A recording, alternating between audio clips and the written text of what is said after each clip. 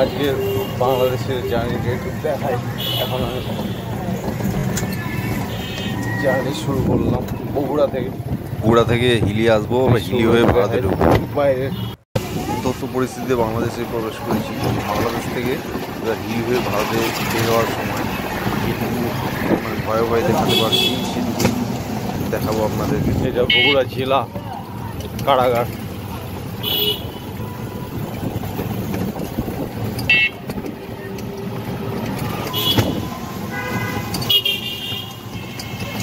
Bogura DM office.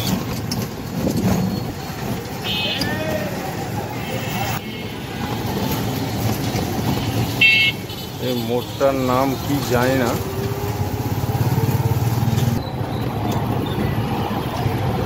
মল, বাংলাদেশে একটা মল, এখানে সব কিছুই পাওয়া যায়। শহীদ খোকন পৌর শিশু উদ্যান,